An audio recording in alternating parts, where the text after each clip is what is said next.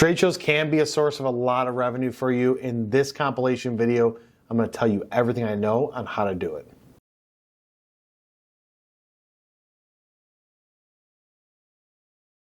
If you guys are exhibiting at industrial trade shows, you have to do it the right way to get the most bang for your buck. In this video, I'm going to show you how we do pre-show, during show, and post-show marketing.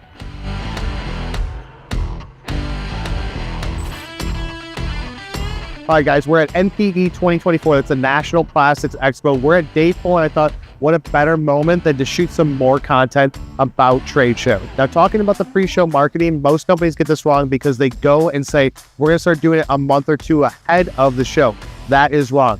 For us and our clients, what we try and do is 5 to 6 months before the show, we start the marketing. You don't have to blast it from the mountaintop, but there's some very strategic things that you need to do. Number one, you have to create a landing page for the show. That's first and foremost. You want to create the landing page to try and rank for that show from an SEO standpoint.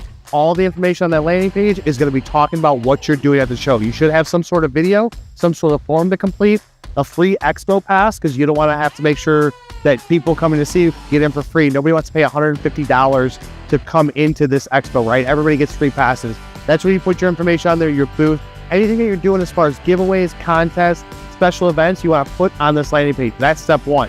Now, when it comes from a marketing standpoint, you want to drip this out slowly as part of your marketing campaign. You want to push it to social, shoot video content, articles if you can, graphics for social, but don't overdo it. You want to do it maybe one time per week when you're 5 months out. Once you get into 5 months out, you're still like that first one. So for instance, let's say you're doing a show in October or September. We're in May right now. I'm going to post maybe once a week about this on social, on YouTube, on the platform. Once you get into 3 and 4 months out, this is where you want to speed it up a little bit. You want to build a list of people in that 5th month, right? So you're 5 months out of the show, build a list of people you're trying to go after. 2,000, 3,000, 4,000, 10,000 people that you think are going to be at the show. Build this list using some sort of system like Seamless AI or Zoom Info. Build that list out, put them into your CRM system. Hopefully you're using something like HubSpot. If you are and you're an industrial company, you need to partner with us as a platinum agency with HubSpot. We know all the ins and outs of what works. Pull this list into your CRM system and you start slowly dripping out emails. You don't want to send 3,000 at once. You want to send a couple dozen every single week to drip it out to where you get everybody in this list knowing that, hey, this show is coming up, you're exhibiting at the show, here's some cool things that you're going to have. Fill out this form on my site to enter your chance to get some free exclusive giveaways, etc. But you want to start that 5 months out to where once you get into 3 months out, now you're going to speed things up. You can be posting 2 times per week on social. Maybe if you have the resources or an agency like MFG Tribe, you start posting 2 videos a week on YouTube. You start pushing out that content. As you get closer and closer to the show, you start increasing the frequency. So the pre-show aspects is website, list building, email marketing, posting on social, doing things on video. But you have to start that 5 to 6 months out to have the best likelihood to drive the most amount of traffic to your booth. Now, once you get into the show, during the show, you want to try and stand out and be different. As you can see behind me, everybody kind of looks the same, right? They're using shades of blue, shades of white, shades of gray with all of their marketing stuff. So you want to try and stand out in some fashion. Can you do a secondary color that's bright yellow, bright orange to stand out?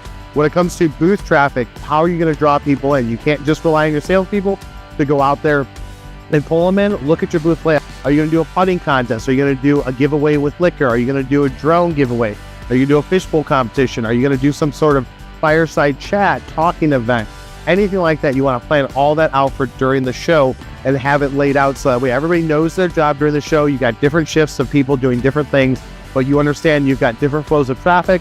You have to draw them in when you're doing your booth design and things like that. Keep in mind where people are going to be standing, but it's all about drawing people in to provide them with value and something of relevance. As people are walking up and down these aisles, they're looking up and down at all the exhibitors. You have to have something that's going to hook them in. If you've got equipment, can it run? If you've got equipment to show simulations, can you do a simulation at your company? I don't mean just a video. Can you get creative with it? Get creative with lights, get creative with the ambiance to draw people in.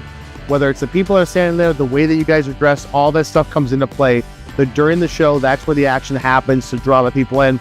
But if you do that pre-show marketing right, you'll draw a crowd. People will stop by because they saw your stuff ahead of time. All right, now that we've covered pre-show and during show, let's talk about after the show. This is where the magic happens.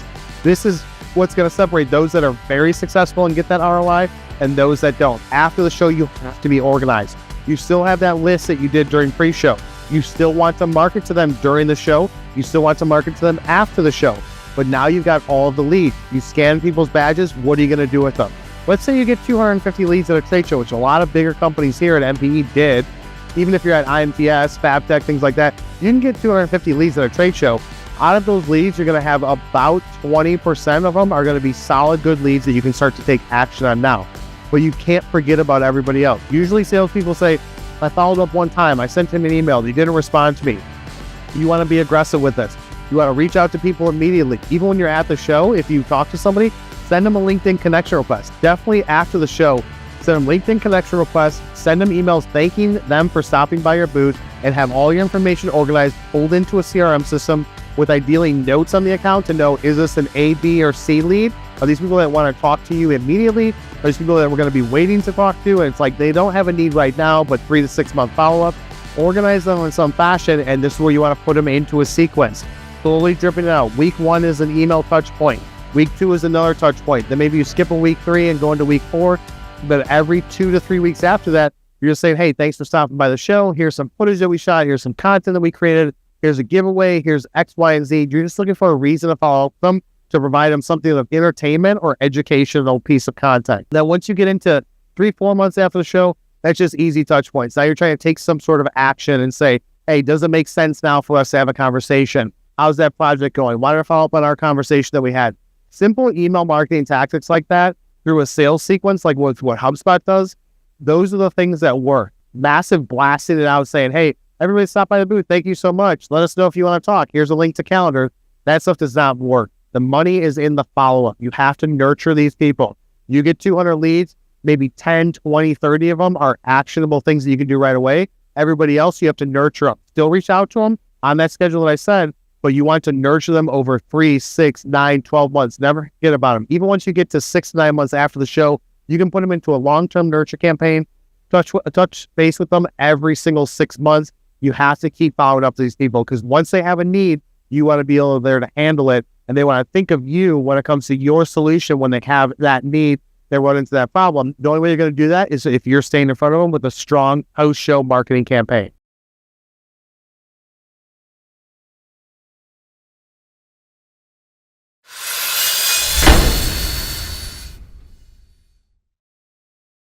What's up, guys? I'm Kyle Milan. Today's Thursday, and we are back with an episode of Talk Shop. We have not done this in a while, and I'm like talking with the team. We wanted to bring the Talk Shop episodes back, and they said, who are we going to have on the show? And I said, I got the perfect person to have on our first episode back from our hiatus, especially with FabTech coming up around the corner.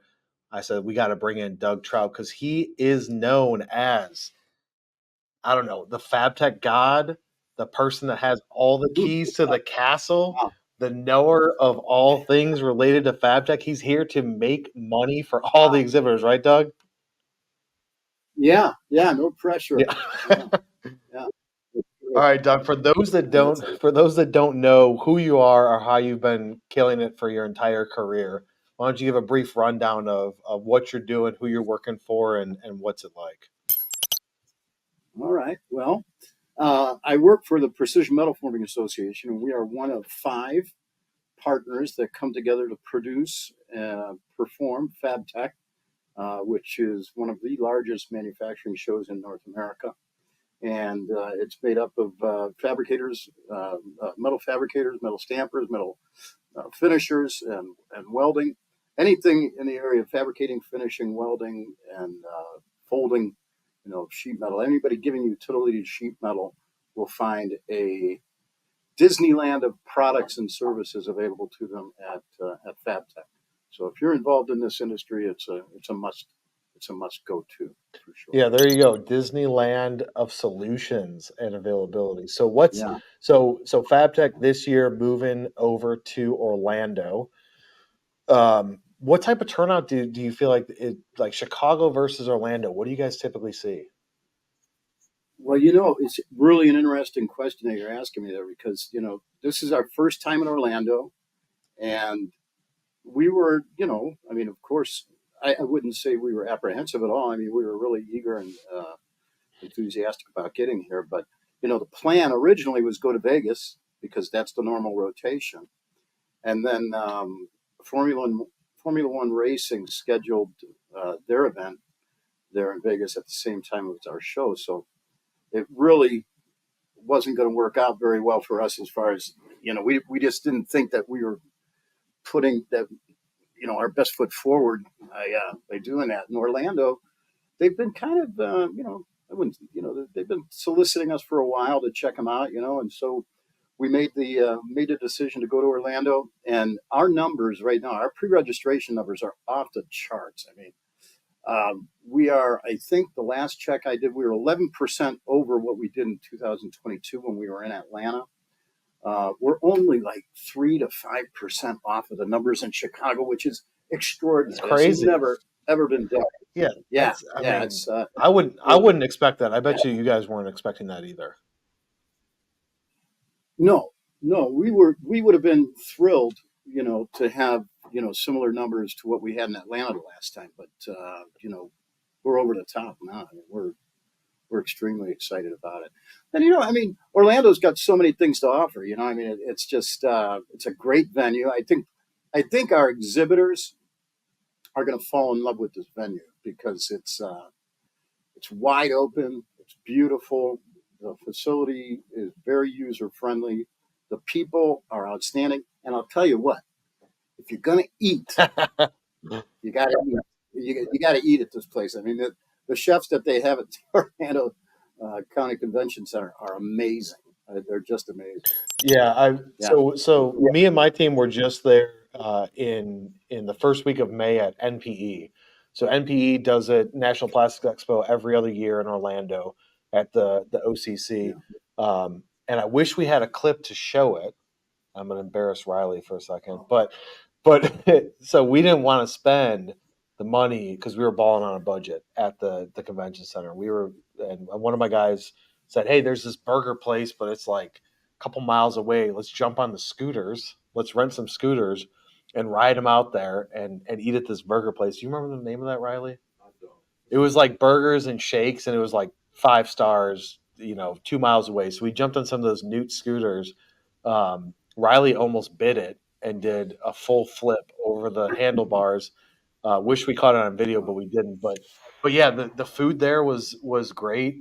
It is a great convention center. You got the main two halls, right? You got the west side and the north building with the corridor that separates the two in between of about, I'd say, like, I don't know, 7 to 10 minute walk. It definitely is a nice convention center. Speaking of the National Plastic Show, I mean, NPE, they've been just crushing it. They have been crushing it in Orlando. Gary Anderson, who's the guy that runs the Plastics Association over there, I spoke with him shortly after we made the decision to go to Orlando because we got a little pushback from some people because they're asking, why are we going to Orlando? There's no manufacturing, which is untrue. Yeah. Which is untrue. There's quite a bit of manufacturing in Florida. It's a little bit probably a best kept secret there. We're working with an organization down there, Florida. Florida Makes, I think, and they're a fantastic group of folks, and they're promoting the show big time down there too.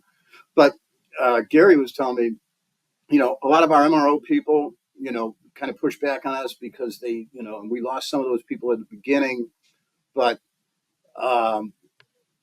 now they had a 600 exhibitor waiting list to get in to that show. Yeah.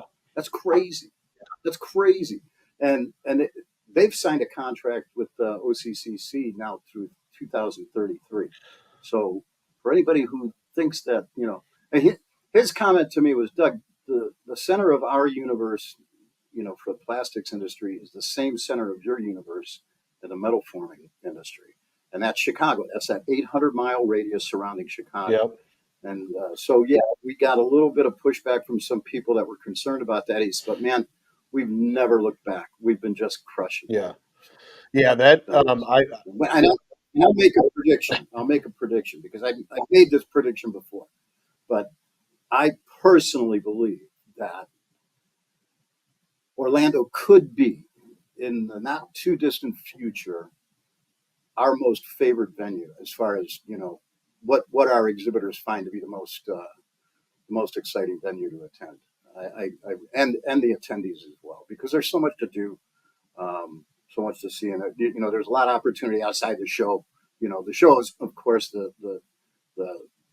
pinnacle of your experience, but there's a lot to do and see there, and it's people feel secure there, so that's an important thing. Yeah, yeah, I definitely. I've been going to NPE and at the OCC since 2010 or 2012. And Yeah, that was their first year there, I think. yeah, Yeah, and it was great, right? I mean, compared to McCormick Place, I'm born and raised in Chicago. Moved to Texas 6.5 years ago. Love going to McCormick Place, but there's just something about just even the congestion around the Orlando Convention Center versus McCormick Place, being able to get a house Airbnb instead of just relying on hotels, and more things to do, and easier to travel, places that are close but still far enough away to where it's not super congested. In Orlando versus in Chicago, you're pretty much on lockdown in the city, which love the city, born and raised there. But I would agree that Orange County Convention Center gives McCormick Place a definite run for the money, and especially October, why not go down to Florida? Especially if you're in the Midwest, go yeah, down to Florida, get a little bit of sun. yeah, yeah, absolutely, All right, so first absolutely. question: what key trends or technologies are you most excited about that are going to be happening at FabTech this year? Well, I mean, automation has really taken over the industry, right? I mean, um, everybody is interested in more automation and finding faster, simpler, more efficient solutions to their operations. And so our automation pavilion, our robotics and automation pavilion, has grown by leaps and bounds. And that's really that's really a big part. That's going to be a growing. That's definitely a growing sector in our show. But there's you know automation has become extremely sophisticated. There's a lot of these companies that are providing automation solutions that have gotten pretty smart about you know we work with a lot of small to mid-sized manufacturing companies that don't necessarily have a ton of room, right? So these automation companies are making those solutions uh, more adaptable to those operations, more portable, if you want to call it that. But yeah, I mean, I definitely call it that. Um, and that's just getting better and better all the time. It's that's really the big focus, I think, Yeah, that's especially with go ahead. the skills gap being what it is. Automation is a necessary thing. Yeah, and it gives that Um, younger generation some cool stuff to learn, technology to learn and play with, right? Get them excited absolutely, about absolutely. tech. Is there? Yeah, there's some genius stuff out there, man. Yeah, There's some genius stuff that just blows your mind. yeah. I remember seeing that FabTech. What was it last year? Was it last year? Yeah, FabTech last year at McCormick Place. The automation stuff that they had there. I hadn't been to it in a while, and I was kind of shocked at the advancements that have happened and the people that were attending at the show. Um, so that's definitely cool. Is there any behind the scenes insights into FabTech 2024 versus 2023 differences in the show, or is it going to be similar setup in Orlando versus Chicago? Well, whenever we go to a different venue, we have to make some adjustments on where we're going to be placing each of the pavilions. I mean, sometimes, for example, in Chicago, the pavilions are set up so that tube and pipe metal form, which is the metal stamping tool and die, press automation, and related products, which is the area that I manage there primarily. And then the finishing area, we're all located in the Lakeside building. And when we go to Vegas, that will be different. I don't know what the setup will be in Vegas when we return there in 26 because there's been changes made out there. So I'm not 100% sure of of how that will work. But when we're in Orlando this year, over in the West Building, you're going to find the automation pavilion. You're going to find welding and finishing. They'll be over there together. Over in the North-South building, you'll find the fabricating and forming area of the show. Metal form will be placed right next to that. And then next to metal form will be tube and pipe.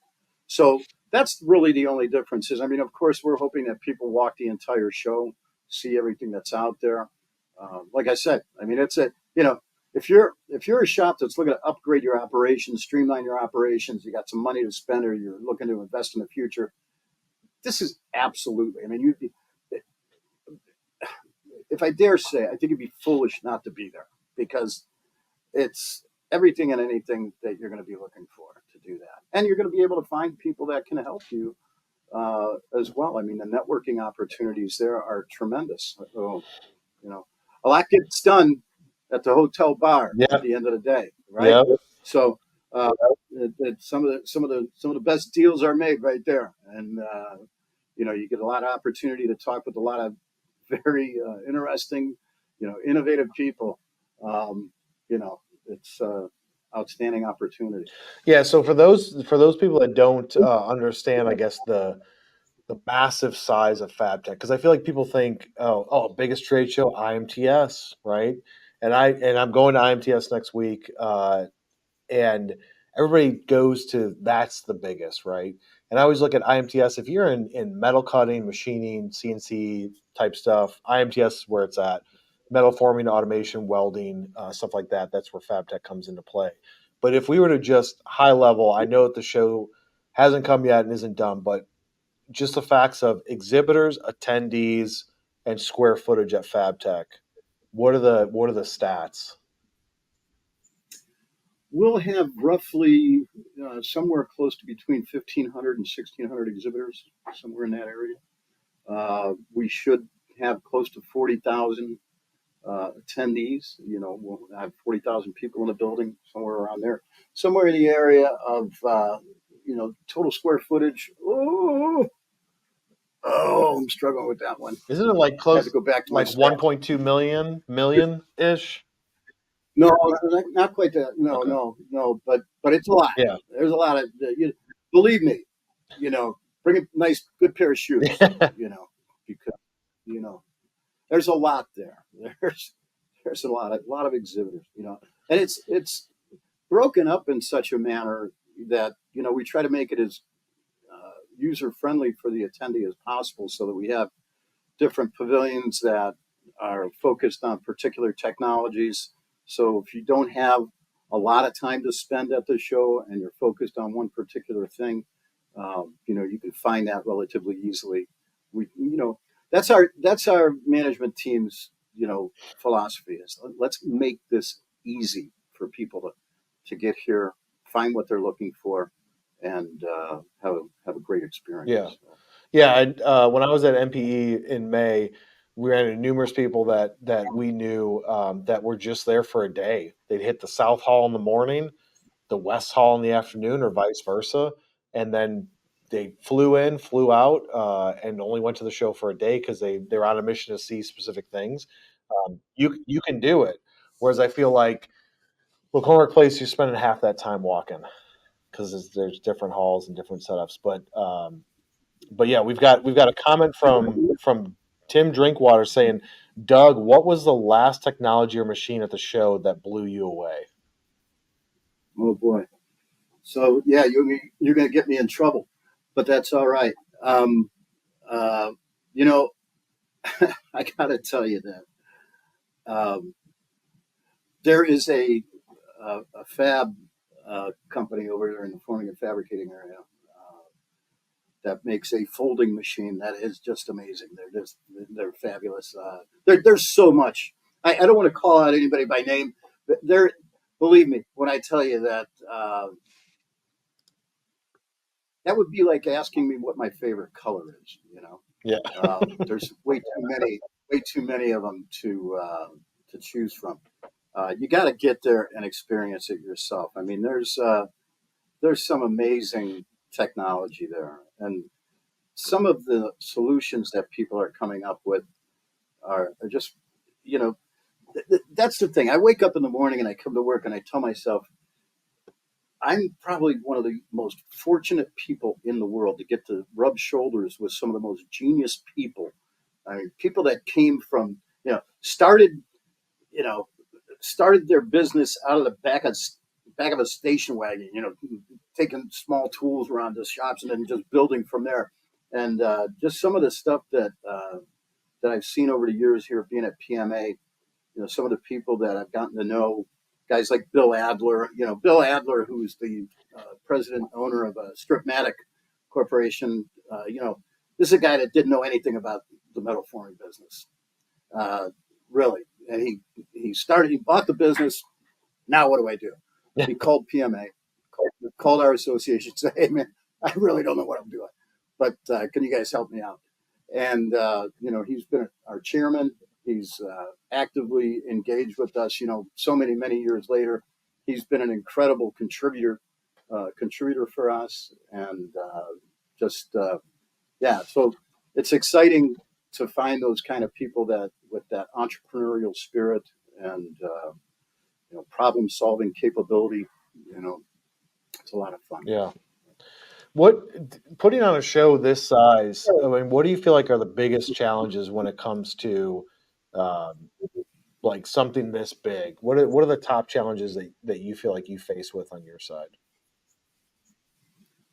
Well, the top, you know, my job is relatively easy compared to a guy, like Chris Moody, who's our operations chief, right? I mean, that guy has got so many balls in the air constantly, right? I mean, he's got to worry about freight getting in on time. He's got to worry about, hanging signs. He's got to worry about making sure he's got all the material handling solutions there so that we can get things in and out. He's got to, you know, figure out the timing of all of that. It's a huge job. And our operations team, not just Chris, I mean, an entire team of people do just fantastic job of getting people in and out of the show. You're going to always have problems with a show of this size. I mean, it's just inevitable. So, but having a team there that is capable of solving those problems quickly and efficiently, like Chris's team does, is a fantastic thing. We are the benchmark, really, and I don't say that lightly because there's a lot of great shows out there, but FabTech is a benchmark show, man. We do a lot of things right, um, and that's proven by our attendee surveys. People, you know, have a very good experience when they come to FabTech, and I put that on the fact that we have a great management team. We have a lot of people that spend a lot of time and effort in making sure that, like I said earlier, we're trying to make things easy for people, both attendees and exhibitors. Yeah. So, I mean, speaking of other trade shows in the space, what do you think are like the top two differentiators for FabTech versus the other guys besides the pure size of it, right? Because FabTech to me is the top of the line, biggest player in the space when it comes to this specific niche verticals in manufacturing. But what do you think are the top two differentiators that you guys have? making things easy, really, and the size, like you said. I mean, there's not a there's not a show in North America that currently, at least, that we're worried about as far as competing with us. There's a lot of smaller shows and a lot of smaller events that take place. Some of which my own organization here puts on. That are promoting manufacturing and promoting the individual disciplines that you would find collectively at FabTech. But yeah, I mean, I think the sheer size and scope of what we are displaying at the show um, is a big differentiator. I mean, where are you going to you can? I mean, if you win the lottery and you decide to build a shop, you can go to FabTech and get everything you need. You know, Yeah, bar none. I mean, bar none, and more. I mean, you need a paint line, you need a powder coating line, you need electrostatic finishing, you need welding cells, you need welding equipment. You need stamping presses, any servo presses, stamping presses, roll forming equipment, anything that you're looking for, you're going to be able to find there. And, you know, now with these automation solutions that are being offered at the show, that's further branching. There's branches that grow from that, right? So um, companies that are looking for material handling solutions can find, some of that there at FabTech as well. We have packaging solutions, ERP solutions, um, marketing. You guys are exhibiting at the show, manufacturers that are looking to up their marketing game. So there's just a plethora of opportunity there. And that's one of the reasons, of course, that, it's like you said earlier, make sure to get around the show because you don't want to miss anything, right? There's a lot there. Absolutely. What do you Yeah. like strategies being used to enhance the experience? What types of things do you guys look at when you're planning? Because so PMA is one of what is it, the five top sponsors, Yeah. contributors? So the five organizations that produce FabTech are Precision Metal Forming Association, the American Welding Society, the Chemical Coaters Association International, the SME, which of course most people still, I think they brand themselves as SME, but it's the Society of Manufacturing Engineers, and the Fabricators and Manufacturers Association, FMA. So yeah, that's a that's a big group of people right there. That covers everything. Yeah. Um, I forgot the last part of your question. What was that now? What are the Yeah, the strategies? strategies being used, like when you guys think about, all right, this year we're going to do the show. What did we learn from last year as far as exhibitor experience, attendee experience? What things do we want to change and learn? Do you guys all get together? Does each party just individually throw up their viewpoints, their experience, their ideas, or do you guys collaborate all together? How does it work? Well, there's we collaborate. Our team collaborates one with the other. We meet regularly. I mean, we this is a full time gig. It's a year round gig.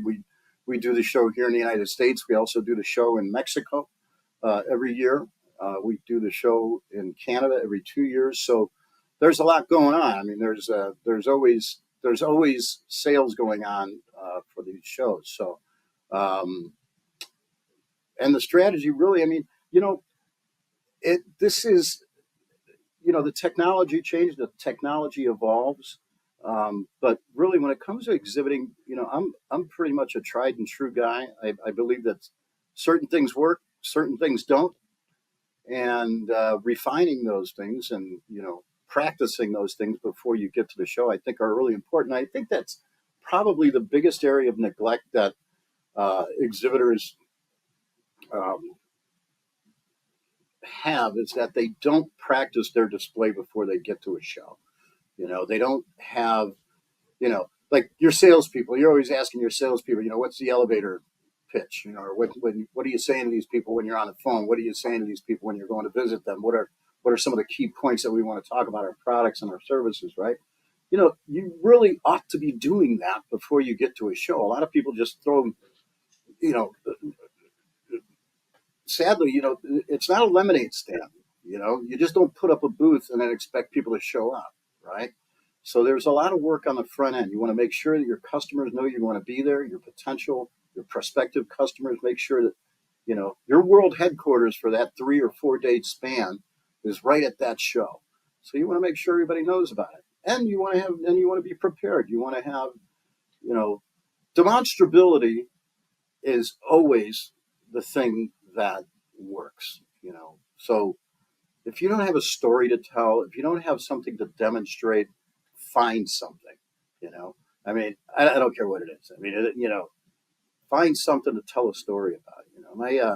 I like to tell this story because I think it's illustrative about just talk. I went to a show. It was just a small show here in Cleveland about maybe 10 years ago, and as I'm walking in, I don't like to have any of those show organizers think that I'm coming to hunt at their show.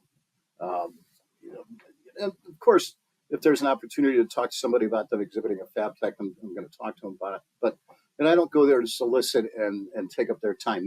They've paid their way to exhibit, and we have to give them the opportunity to do that. We don't like when people come and suitcase our show either. But as I'm walking through, this fella, he starts calling me over. He says, "Hey man, come on over here. I want to show you something." And I tried to tell him. I said, "Hey man, I'm not a manufacturer. I work for a trade association. I'm not buying any equipment." He didn't listen to a thing I said.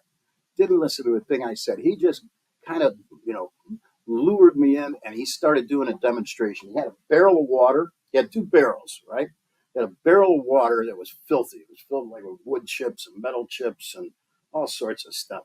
And he stuck a hose in there, and he stuck another hose in the other barrel that was empty. And he turned on a machine. He started telling me about all these wonderful things about his machine. He could have cared less about me, because what he knew was, as he started demonstrating this machine, other people were going to come around and look at it, right? So he could have cared less if I was, a monkey with an organ walking by. He was going to start to demonstrate this machine to somebody, and sure enough, before I knew it, I'm surrounded by 5, 6 people. That introverted guy that was walking by, who would probably never have come into the booth, he was standing behind me looking over my shoulder, and suddenly, that 5 or 6 people grew to 10 people.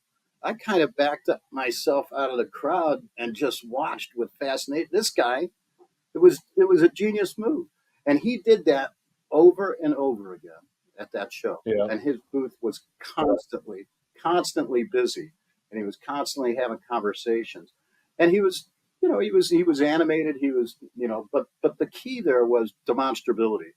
And I try to tell people that all the time, is that, if you have a part, it's great to lay some parts out on your table, right? If you're a small guy and you're doing some exhibiting there, and you got some parts that you're proud of and that you made, that's great. People are going to come by, they're going to see those parts. They don't know nothing about them. They don't know how you came about that. Grab that part, stand in your booth, take it apart. Don't say anything. Just start taking it apart. Demonstrate something. People are going to they're going to slow down. They're going to look. And they're going to say, "Hey, you know how I made this part? This is how this part developed. This is how it evolved. These are some of the things that we had to do to it." So if you're a guy that is offering manufacturing solutions, you're starting to tell a story. My kids asked me a long time ago. We were at a restaurant. They said, "Dad, what do you do?" And it's kind of hard to explain what a trade association does in a very small amount of time. But there was a salt shaker on the table, and with the metal top on it. And I grabbed it and I started unscrewing it. And my little boy got a little mischief in him. He said, "Ooh," he thought I was playing a trick on the next people that were going to come in and dump the salt. Yeah. No, that's not what we're doing. I took the top of the salt shaker off. I said, "You see this little metal part here? The perforations here that allow the salt to go through, and the tap, that allows you to screw that onto that glass salt shaker." I said, "Do you know how much thought and engineering went behind this? The amount of time and effort and genius that went behind. I mean, they're spitting these things out now at thousands and thousands of these things daily. But when this was first made, it took an incredible amount of thought and effort to develop that, and the tooling and everything else that goes along with it. So, to me, telling a story, and my kids were fascinated. My kids were, I was looking around the table and they're all looking at that salt shaker. So, and it kind of told me, this is what you have to do when you exhibit. You have to tell a story, and you have to have something demonstrable. Yeah, it's all about getting attention. Like you said, people act like it's a lemonade stand and people are going to come up to them and immediately engage. But what can you do at a trade show booth? And we say this on my show all the time: is you have to stand out. How can you do that? draw attention, be loud, get in the aisleway, engage with people instead of just sitting back in a chair waiting for people Yeah. to come up to you. We were at IME West in February, which is like med device trade show. And probably the coolest, most attention grabbing thing I've ever seen is this guy had a product that I didn't even know this existed, but if somebody's trying to steal things out of a 53-foot trailer, there's this system that basically fills up the trailer with fog and smoke within a matter of like 5 seconds. And it's like this security breach screening thing. And they had a booth that you can walk into and they turn on the machine and it completely smokes you out. So I sent my two sales guys and Riley, who's running this live right now, in there with the camera.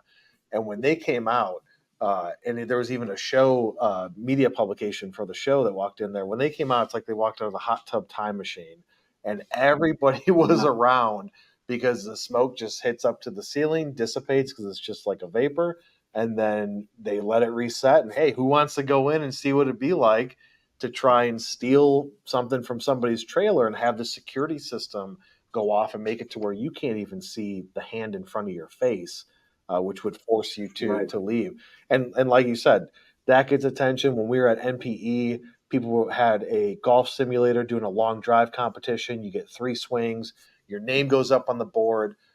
Everybody was stopping. There was a line. We got tons of footage of it. But the issue was is that the company that had the 800, 1,200 square foot booth that used a corner of it to do that golf simulation, I couldn't tell you the name of it because everybody was Was that focusing. was that a, was that a fab? Was that a fab? No, Because that was at we NPE. we had a simulator at our booth last Yeah, year. yeah, you It guys, was yeah, very you PMA had one at in Chicago. I didn't stop by it, but some of my team yeah. did. But no, at NPE in May there was one. But the problem is that the company missed the assignment. So you got the attention, but what are you going to do with it? I was telling the team, if I worked at this company, I'd be, while those people are waiting in line, talk to them about their needs, their problems, see if they have a need for whatever it is service that you have, because you've gotten the attention. But then people would take their swings and then walk away and see if they come Yeah. back later and see if they won. So step one, get attention, but step two, do something with it once you get it. One more question from Alexis Papagiannis coming out of Canada. Do either of you have any tips for attending trade shows for networking purposes? Why don't you go first with that, Doug? Well, I mean, sure. I mean, you know, I'm big on network. I mean, I think networking is a relatively simple operation. One thing you don't want to do at a trade show, and I'll tell you, if you do it at our show, we'll ask you to leave. If you're not exhibiting and you're there soliciting people, we're going to tell you to get out. Right? You didn't pay your way. And if you're an exhibitor at FabTech and somebody comes and solicits in your booth and starts trying to take precious time away from your opportunity that you paid for, you can kick them out. And if they don't leave, call me and I'll kick them out. So yeah, we don't like anybody suitcasing our show. That's a big no-no. That's something that we really frown upon. And I think exhibitors also frown upon that. So if you're there to network, don't solicit. Be professional. If you are there and you are looking to, have some great conversations like that, that's certainly something that we expect, and certainly something that we're not necessarily um, discouraging. It's just the way that you do it. If you're going to have those conversations, do it in a professional way, and don't. And remember that these people came to sell their products. They paid their way to do it, and it's not fair to them that you get that you're coming in here and riding for free. So that's one thing I would do. I would say the other tip: hit the hotel bar. Yep. I mean, a lot of great networking opportunities after the show at the end of the day, and even if you're not a drinker, I mean, just hang out. I mean, a lot of people there and hanging out. Introduce yourself. It's you know there is no magic pill to networking, right? I mean, you want to network, stick out your hand, say, "Hey, man, my name is Doug. How are you? What do you do? Where are you from? What are you guys doing here? What are you looking for?" Kind of thing. There's no magic pill in that. I mean, it's just you know, it always kind of our organization, I work for a fantastic organization, man. PMA is just a fantastic organization. When we put on local events and when we put on our district events and things like that, I'm always excited to see our people. Years ago, our people used to stand at one table and everybody else was out there doing their thing. And our people were kind of afraid to go out and say hello to anybody and network with them. That isn't, well, we've got incredible leadership with David Klotz and Mike Owen. Um, I mean, they want us to be out there, kissing babies and shaking hands. And that's what you got to do. You got to get off your seat. Don't be afraid. Just get out there. People, you got to remember, people are just probably maybe as apprehensive as you are, but Yeah. stick out your hand. Yeah. I think my advice on that, because I've been to so many trade shows, and what we always do is when it comes to not suitcasing is we're at the trade show typically because we have customers there and we're there for a reason, right? To either shoot video content or do something with our clients. But then we're just there to absorb latest technology, the information in the industry, and we walk the show, ask people questions about their product, their technology, and when they ask us, "Oh, what is it that you guys do?" We are just super nonchalant. We do marketing for industrial companies, but back to what it is that you do, and then we ask questions, and then a handful of people say, "Wait a minute, you guys do marketing, I need marketing. You guys do sales stuff, I need sales help." And they start the conversation, and we're very cognizant of the fact, like, if there's people, like, you're here to sell to these people walking by, but half the time people will be like, "No, don't worry about it. Come here. Let's talk real quick about this. Give me your information. Let's talk later, etc." Yeah. And then we're Yeah. usually there with video cameras saying, "Can we? We're filming this stuff. Can we promote you in our video that we're doing, showing some of your footage, etc." And they're like, "Yeah, I would love it." But agree 100%. And following up, Alexis had a question. Would it be any different for a company that's selling a service rather than a product? Does it still kind of suitcasing? I think that as long as you go into it generally interested in learning technology or what these companies have to offer and making the conversation about them, they're going to ask you, look down at your tag and say, what is it that you do at this company? And if you just say, like, oh, I'm a CNC machine shop, we do turning and milling, and then if from there they keep the conversation going, then by all means do it, but being cognizant of the fact that the people that are walking down the aisle is, for the most part, their demographic. So don't stand in the way of letting them sell. Everybody suitcases. I suitcase, so I'll admit, but I do it in a way that doesn't offend and doesn't take the time away from what they're trying to do. Um, Somebody just asked a question. I saw a question come up. Does it matter if it's a product or a service? No. What matters is your professionalism in your approach. I go to Germany. I go to Euroblack, which is a big show. It's very comparable to FabTech here in the United States. And I'm there looking for new exhibitors, right? Uh, and when I go there, I walk in, I put my card down, I say to the fellow that I want to talk to, listen, I don't want to take any of your time. Here's my card. If you want to talk about coming to FabTech and exhibiting with me next year, let me know. I'll be happy to help you out. I start walking away. If that guy says, come on back, that's an invitation for me to come on back and talk to him. If he doesn't, I try to follow up with him when I get back home, right? Yep. That's the best way to do it. And that's the best way to do it. If they're leading the conversation, then it's all right. And then even still, being cognizant of the time. All right, so we're gonna go through 4 rapid fire fun questions for you, Doug, so everybody can learn why you're awesome. All right. So whiskey, vodka, tequila. You could only drink one for the rest of your life. What would you keep? Tequila. Tequila. Any specific type of tequila that you love? I like Corralejo. It's very good. I like the Don Julio 1942. Okay. Yeah, those are my 2 go-tos for sure. The Don Julio 1942 is a little pricey. They got to pay me more for me to be able to afford it on a regular basis. But yeah, there's another one called Suavecito. the Suavecito Añejo, which is very reasonably priced. And yeah, yeah. Yeah, Alexis. No gin Yeah, on it. Alexis Yeah, I says saw the she question. says gin. I'm just gonna say sorry. We don't do that here in the states, Alexis. We don't do gin. It's tequila, vodka, or whiskey. Uh, how do you like your steak done? Oh, bloody. Bloody. Yeah. Still mooing. Yeah. Seared and mooing. All Yeah. right. Yeah. I like a cool center. Would you rather fight a grizzly bear or a silverback gorilla? Oh shit. Oh. I think of grizzly bear. I think they give up a little quick. I Yeah, mean, they probably say uncle faster, yeah. right? I don't know. Or you And could trick them, bears, right? You could. bears seem to come in and beat you up and then they leave. Gorillas, they're a little too smart. They're gonna just beat you up and then grab you by the leg, you know, smack you down a couple times. Yeah. Yeah, I think the gorilla would be a little rough.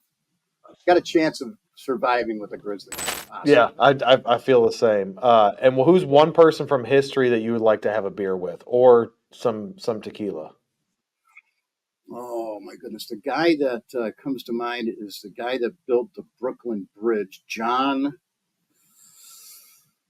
Oh, Robley, I think he built the Brooklyn Bridge. There's a lot of people, man. That Jesus, of course, would be great. Yep. Peter would be awesome. But the guy that built the Brooklyn Bridge, I would love to pick his brain a little bit. Fantastic guy. And I can't remember his last name. John Robley or something like that. Robleson, something like that. All right. I read the book, The Building of the Brooklyn Bridge, and it was amazing. Yeah. All right, Doug. Well, we appreciate you coming on this episode of Talk Shop to give your expertise and experience at Precision Metal Forming Thank you. Association and talking about Fab Tech. Entertaining as always.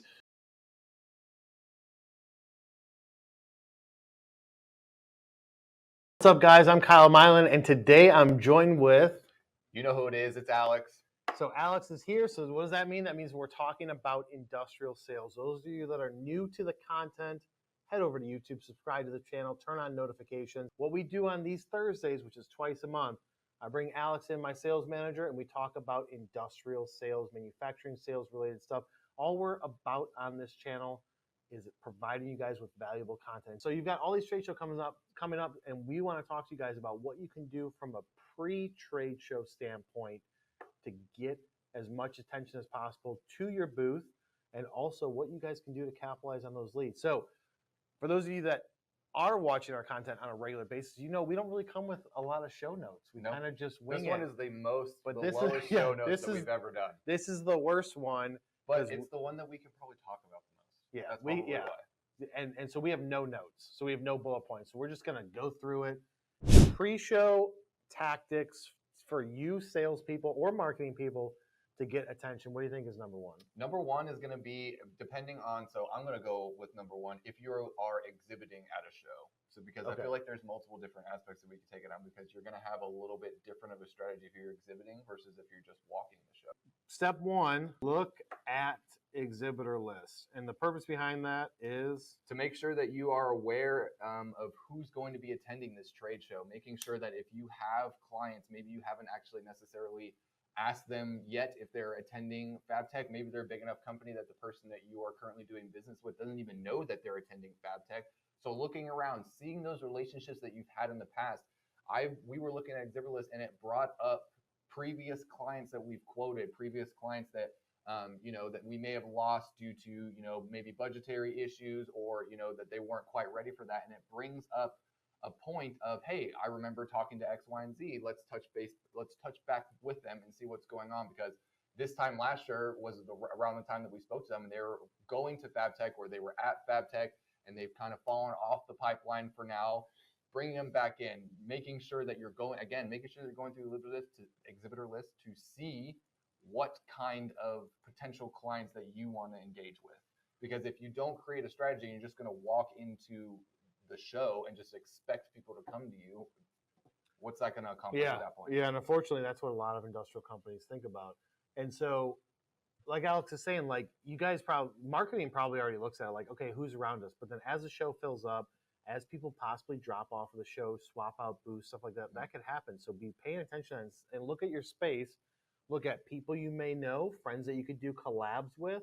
It was like, oh shoot, this company's going to be by us. I'd love to talk to them and be like, hey, let's do something together. Let's do our at the booth happy hour together, right? Exactly. When we were at NPE, they had like a whole aisleway that all joined forces and did happy hour together, and it was popping.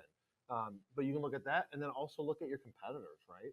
How close are your competitors to your booth?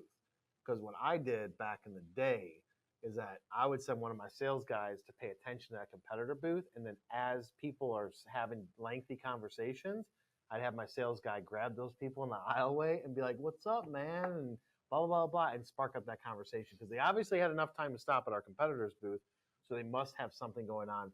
Like probably 6 times out of 10, nothing came from it, but I'll take those odds, hey, dude. 4 out of 10 times, I'll take those odds. Even if it's 1 out of 10. So what do we think about if you're walking, what's the step one? I feel plan. It's similar, but plan. You're planning because you don't have a home base as much. When you're exhibiting, you kind of have a home base you're able to walk back to, kind of gather your strategy again, kind of look at what you're trying to attack. When you don't and you're just walking, make sure that you create a list. We've created a list of, I think right now we're at about 30 or 40 potential clients or potential customers that I want to get me or my sales guys to interact with at some point in FabTech, making sure that you map it out, because you don't want to be walking from Hall A to Hall D, or what is the Chicago was Hall A. Chicago was Hall D was the far one, and then A and B were across from each other. You don't want to be walking back and forth. If you're only there for a day, if you're there for 2 days, plan it out that way. So when Kyle and I go and we know, hey, we're going to be at this trade show for 2 days, we find which hall is going to have the majority of the clients that we want to deal with. Obviously, we're not messing around with the big boys, the huge boys out there that have 100 people marketing teams, because they've got everything covered. So if you guys know that there are people out there that won't fit what you guys can accomplish, don't meet your needs as a client, aren't going to use your services, why would you go and waste time in that hall? Yeah. Make sure that you find the hall, because they do have them all together. They're not spread apart. Tube bending is in the same, all the tube benders are in the same area. All the metal formers are in the same area. All the machinery, presses are all in similar areas. So if you know that you have 3 or 4 specific verticals within industrial that you're trying to attack, who knows? Maybe you don't even have to leave Hall A or Hall B. This is where my clients are. Spend the 2 days in there. Have a little bit extra time, because we know that when you're walking up to exhibitors, that sometimes they're busy, sometimes they're talking, sometimes that their sales guy isn't there, or the person you're trying to talk to isn't there. So sometimes you have to come back to that booth. So making sure that you have given yourself enough time that you're not rushing. And I know that we all want to hit everything that we can, have all the conversation we can. So trade shows do feel a little rushed, but taking that step back and going, okay, I have a plan. These are the 15 to 20 clients or companies that I want to talk to today. And then the next day, 15 or 20. And guess what?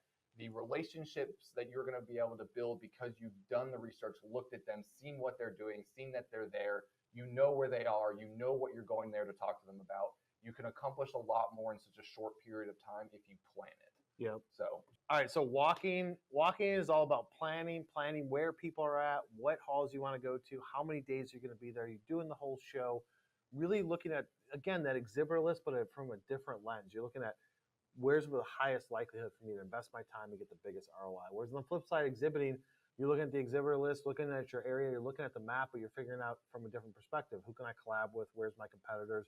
What things can I do with other companies?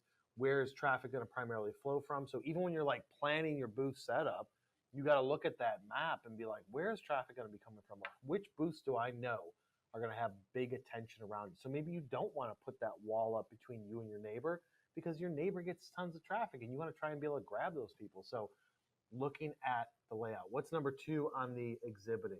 Well, I feel like this, especially if you are exhibiting and you are looking to make sales, you really need to start pre-show marketing. And I know this is kind of what we're discussing here in this whole video, but pulling the people that you know that you want to talk to, making sure that you are making people aware on your LinkedIn, creating videos on your website, making sure that everybody that could or should want to know you guys or want to do business with you guys are aware that you are going to be at that show, especially if it's a big show like FabTech, because everybody in your industry, or everybody in our industry for the most part, is going to be there. Decision makers are going to be there, owners are going to be there, marketing teams are going to be there, sales guys are going to be there, engineers are going to be there. There are going to be so many different people at these, especially these FabTech sized trade shows, that you want to make sure that everybody is aware that you were there, because it's another form of getting yourself out there, becoming that industry leader. People know, hey, they know that MFG Tribe's going to be there. We sell to you guys that we are the industrial sales marketing team, because we are. So we're proving to you that we are by going to these trade shows, learning from you guys, learning from your engineers, learning from your VPs, learning to make it so we come back and we can implement the things that we've learned through trade shows for you guys. Yeah. Because it is a very big learning curve. I mean, how many people we're bringing to this one? So FabTech? Yeah. Probably close to 15. We're bringing 15 people to FabTech. That's expansive. Yes, because Shit. everybody's going to learn something now. Everybody is going to be able to learn something, see something that they haven't seen before, meet people, really understand the industrial landscape, especially for those who haven't really experienced a trade show before, because it's very important. I mean, we all know after COVID, the trade show scene is back and it's thriving. I mean, MPE was a perfect example. We hadn't had a MPE since before COVID, right? Yeah, I think they canceled the one that was 2022. I feel like they canceled it. Maybe they did do it. I don't remember. Whatever it was. So, but making sure that you're doing some pre-email marketing, making sure that you're building lists and putting them in your CRM system of people that you know that you want to do business with, or you want them to be aware of what you guys are doing. So making sure, again, just doing some of that pre-show marketing through LinkedIn. That's going to be one of the most important things, because you're going to be able to post consistently. Right now, we're already advertising that we're going to FabTech. I mean, every live video we have, we say we're going to FabTech, we're going to IMTS. Anything that you can bring attention to you is important, and it's an easy way to do it. Yeah, so I put in the comment section, and Laura will eventually throw it up on the screen. Maybe she already has, but you want to build a landing page, right, of who you want to send traffic to. You want to do what Alex said. You want to post. I put one time per week on LinkedIn, and then 60 days up to less than 60 days from the show, go 3 times a week. You want to do email marketing about the show, social graphics about it, go live on LinkedIn, go live on YouTube, go just basically push it out there as much as possible. And I know you sales guys may be thinking, well, that's marketing. You guys are talking about what marketing is going to be doing. No. So you sales guys, hopefully marketing's already doing it. But if they're not, you can just do it yourself. And you can just say, grab your camera and film yourself saying, hey guys, I'm going to this trade show, and just do that once a week and just push it, or take a picture of something, you picture your booth, picture of anything at the shop, and say, I'm taking this to this trade show, see you guys there, create a long form post on it. So don't, you salespeople out there, don't just rely on like, oh, well, my company doesn't have an agency like MFG Tribe to do all that for them, so therefore I'm not going to do anything, right? No, it's on you to then just be your own marketing department of one. Everything that we've ever talked about when it comes to marketing, you should be using, even just like our normal marketing strategies and our normal marketing speeches, you should be using a version of that to create a customized trade show, marketing strategy. You sales guys out there, again, I've been connecting all day with people that I know are going to be at FabTech. Maybe not necessarily them themselves, but I know their company's going to be there. So I'm messaging them in my connection note. I'm sending them a note going, hey, I see that you guys are going to be at FabTech. I'm going to be at FabTech as well. I would love to connect. I'm not doing a sales pitch as I'm coming through either. I'm going, hey, I'm going to be at FabTech as well, building that initial bond, that initial relationship there, relaying to something that they potentially will be at as well. Even if they respond with, no, I'm not necessarily going to be going, you can follow up with, well, who is going to be there? I'd love to stop by and have a conversation. They're probably going to point you to the person that you probably have the highest likelihood of maybe even closing the deal, of forming that relationship with. Whoever it is, make sure you're asking those questions, even if they do say no. And heck, if they say yes, that's a win-win for all of us, or for all of you, because then you have to open up the conversation. We're going to be there. Would love to stop by. Keep that conversation going. You don't necessarily have to be sitting there messaging them every day, but when you see something cool, throw it their way. See, like, hey, look, this is FabTech. There's a drinking hour at FabTech. Are you going to be going to that drinking hour at FabTech? Or, any of the bar events that are going on? Those are really high opportunities and really important opportunities for you to be able to meet your potential clients there. Oh, look, I bumped into you here. We're both here. I followed you on Instagram or on LinkedIn already. We've already had a conversation. You're more likely to be able to skip, the first initial 5 minutes of conversation because you already had that over LinkedIn. You can immediately start, addressing their problems, addressing what they have, offering them solutions, offering or showing your products and your solutions for your company to them. Exactly. So walking a trade show, what's number 2? So it's gonna and you can't say don't wear cowboy boots. Well, comfy shoes. Yeah, comfy shoes is important. I mean, that's going to be a side thing. Kyle, for some reason, has, I don't know, feet of steel because the first trade show that I went to was FabTech. Yeah. And I decided to wear boots, and that was not a great call when it comes to walking because you are standing.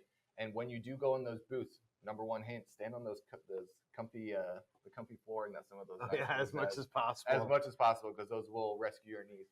But it's going to be similar when you're walking the show. You're not going to want to be as aggressive because we all know that trade shows, when you're walking the show, it's a little frowned upon to be out there in people's faces trying to sell. You know that we at MFG Tribe, if you've been following us along on our YouTube videos, on any discussion that we have when it comes to trade shows, we have that soft conversation. My whole opener is I just walk up, I'm looking at what they're doing. If it's something interesting, I ask them a question. If they're not interested in what I'm doing, I'm going to assume that they're not interested in having a conversation. I'm going to walk away. I'm not going to sit there and take time out of their sales guys that are trying to actually sell because that's going to annoy them. If you ask them the question, find the times that they're dead. Again, if you plan your visit when you're walking and you see that they're busy, come back when they're a little less busy so you can open up the conversation. Everybody wants to have conversations with people and learn things. I mean, there are some of you out there that don't, but that's fine. But making sure that you create the time and you're not being forceful when you're walking because you will get people, it'll start getting around that you're just up there showing up and throwing up. As cows, don't show up and throw up. Don't immediately go, hey, I see that you guys utilize this. You could utilize our service or our product or anything like that. Open up the conversation. Get to know their problems before you start selling to them. So it would, again, be making sure that people are aware that you're walking it, maybe a little less loud of like, I'm going to be at FabTech because people are going to be, if you were just walking and be like, okay, you have a booth, that might be one of the questions that come through. But liking people's posts that are posting about FabTech, interacting with those posts, the exhibitors that are posting there, because if they're posting and then you're interacting with them, they're going to realize who you are. And if you come up to their booth, they're going to say, hey, Jim, I remember you, liking my post. We had a conversation on LinkedIn. We had a conversation through email, whatever it may be, just making sure that you are really aware of who's going to be there, what they are doing, and, how to get to them. Because if you don't know, if you're not looking at the map as well, you're not going to know where they are and how to get to them. Yeah, so all of that, Alex is basically saying, don't sell, just have a conversation. Yeah. Which that's what works for us. And we've got the proof to it because Riley filmed half of every trade show that we go to and shows those videos where we just walk up and like, dude, where are you located at? This is what I always go to. Where are you guys based out of? Just so I can see if I can tie in some sort of geographic, like, oh, you're from Vermont? Like, the amount of Chicago people that every time you ask, it's like, I'm from Chicago, and then you. Yeah, I'm like, oh yeah, which part? And then you get into it. But you ask, where are they located? And then what do they do? Who do they sell to understand their product? Because why are you going to try and sell to them? They're trying to sell to other people, and you're taking their attention away. So if you're walking a trade show, ask questions, ask for information, ask them where they're at, ask them what they're excited about. And if it leads into some sort of conversation about them possibly using you as a supplier or buying from you and as a prospect, then great. But if you force it, you will be sadly disappointed at the results. There's plenty of times we start, like, we'll be talking to people at a trade show, and they're like, "Oh, what does MFG Tribe do?" We're like, "Oh, my default is always like, oh, we're just an industrial marketing agency. We help companies like yours." Like, I'm very nonchalant. And then when they say it, and they're like, "Oh, okay," and then they turn, some of them, like completely away and just ignore you. It's like, oh, that was not a super nice move to make. Yeah, but you can't take that as a loss. Yeah, exactly. Just move on. Because guess on. what? There's like 1,500 exhibitors there. So. Yeah, and especially if you're offering a product or service that you know is going to be helpful, don't take it personally. Go, okay, hey, they have sales guys out there. We all have quotas. If somebody was coming up to me and distracting any sales guy from, potentially closing a deal over here, you of course are going to get shunned. But finding those times where they're not busy, maybe there are the drinking hours that happen afterwards. Maybe it is going to the restaurants, going to the happy hours that are at the booths, going in early when everyone's still a little groggy, still a little sleepy. We're one of the first ones that ever show up. Yeah, we're so there we're early. Yeah, so we're not only one of the first ones to show up and get in as an attendee, but sometimes, depending on which show it is and who we know, we sneak in at the exhibitor level, and then we walk the show while the exhibitors are setting up for the first hour. No attendees can come in. We're already in there. One of our clients, one of our friends, whatever, snuck us in the back door. And then we just walk around and have conversations with exhibitors. That's the best. If you can get in an hour before the show starts by working your magic with the door people or knowing people that can sneak you in, that's great. But yeah, go if you're like, here's a company I want to talk to, but they're always so busy. That next morning, the first thing you're going to do is go straight to that booth and be there right on time as soon as the doors open, because they're going to be more likely to talk to you if there's not a crowd around, right? Exactly. Because they got, like Alex said, sales guys are trying to sell there. They're not trying to like help you sell to them. Plus, you can get their first combo in. Everybody is drinking their coffee. That first conversation, they're not tired yet. The end of the day is going to be probably especially if you guys are walking. The end of the day is going to be your least likely opportunity in order to engage people in conversations. Especially, we'll just give an example. The trade show is ending at 5. You're trying to go and talk to people at 4:30, 4:45. People are done. Especially exhibitors, they're like, I've got 5 days of this. I've been here from 9 to 5 on my feet talking. I've had a 20 or 30-minute lunch break all day, and I've been talking all day. You're really unlikely to have really positive conversations at the trade show. When they start, going back, doing their bar hours, maybe afterwards where they're going to the bar, going to the hotels that are near or attached to the trade show convention center, that's when you'll find them. They'll start relaxing a little bit, maybe a little alcohol's flowing. Yeah. People are a little bit more likely to talk, a little bit more likely to, tell you their problems.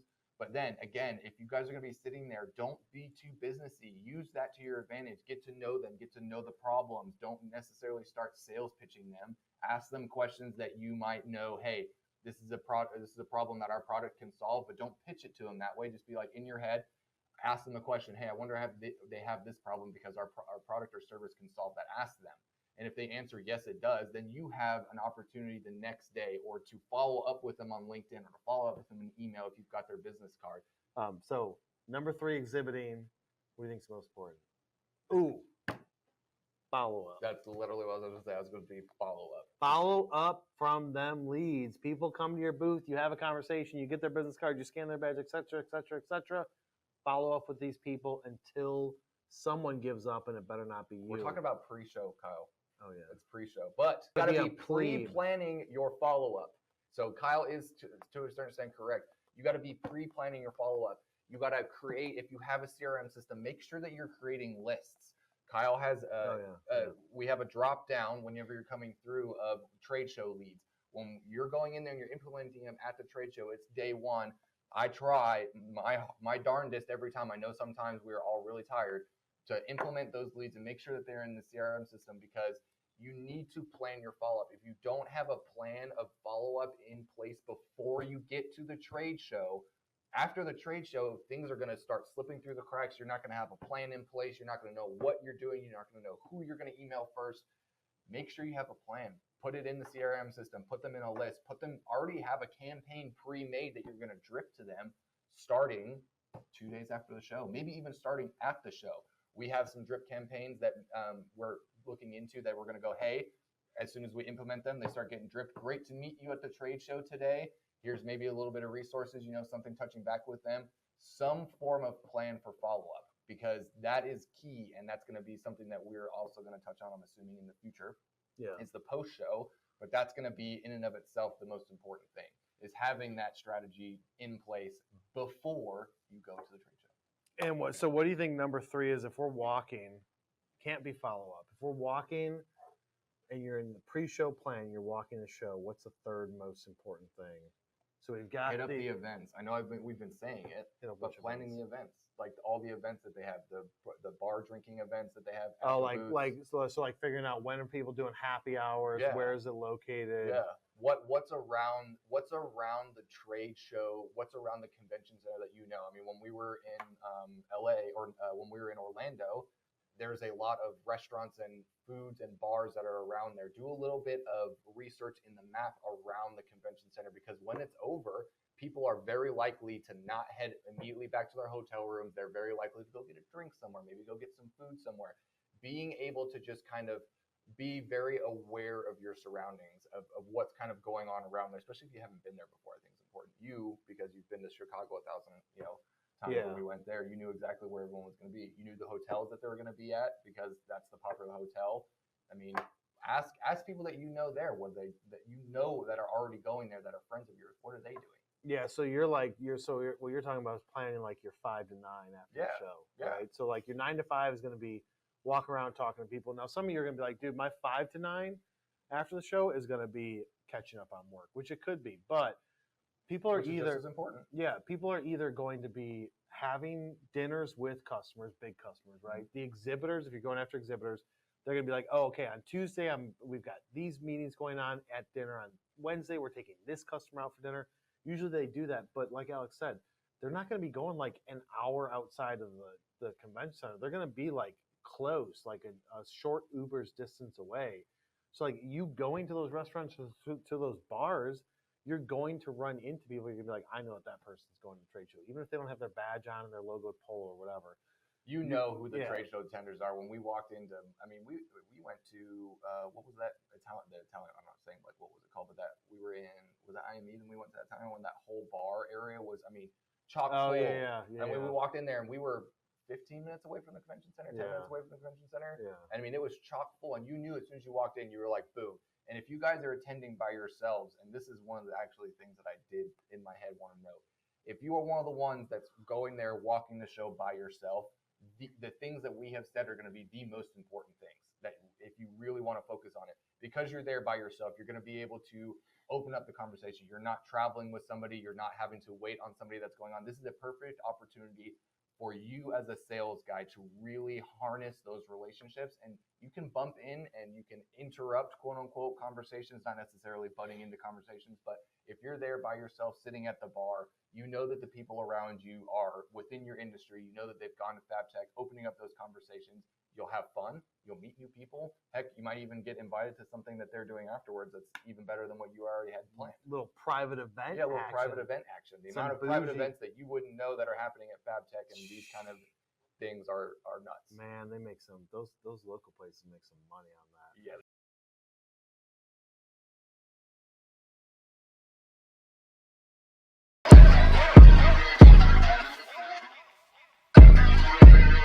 We're about to walk into IME West. We're going to see what type of activity can we get, who do we see, who do we meet, conversations we have, relationships start forming. Let's get into it. Ayy, I got the recipe, never gonna let any op get the best of me. Thought it was distance, but haters is next to me. Talk to the spirit, you know I've been heavenly. Company definitely show your trajectory. This ain't a diss cause I say it respectfully. It's time to eat up, red like a speeder. Taking it deeper and that's how it better be. I never let the comparison get to me. I just remember the promises meant for me. I know the enemy and that he sent for me. I keep the blood of the lemons my centerpiece. I cannot trust in no crystals or energy. Look at the chemistry, it do not even mix chemically. Most of the tricks they be gimmicks, they mimic the truth. It's poison and we got the remedy. There is a bomb, apply it, the fire can stand to the tallest of giants, the tyrant and all the suppliers are scheming and lying. They selling his dreams and we buying it. Show me the chicken, I'm frying it. Show me the dough and I'm prying it.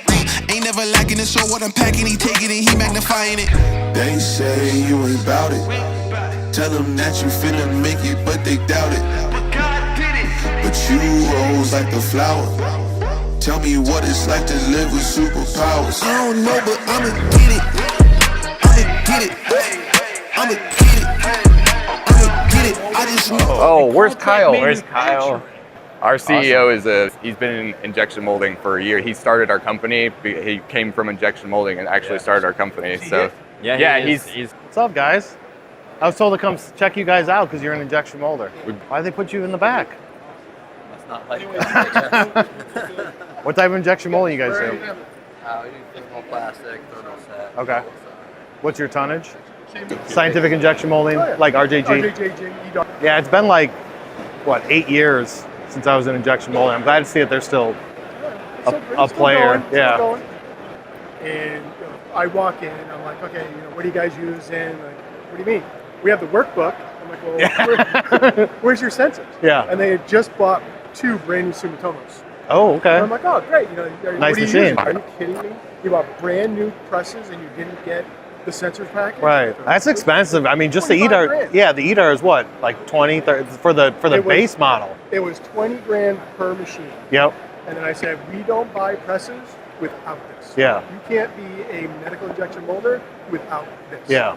Nobody's going to talk to you. I mean, it's critical. It's critical. It's to stand apart, right? You have to do it. If you Very want to play cool. in tier 1s, you have to. Who do you guys go after?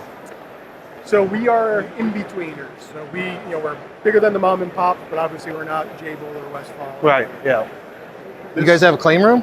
We do. So we have 13,000 square feet of clean room, What class? class 7 and 8. Okay. Very nice. So this thing here is kind of covered. So this is actually all one assembly. I just took it apart to make it look like we have more. Yep. But it's a mixer cell. So we Okay. do everything from the gasket, the rubber gaskets, to the assembly, the thermoplastic. We assemble the whole thing in a clean room, Yep. cut double back, shipped out to the customer. So it's a stir cell for SUT.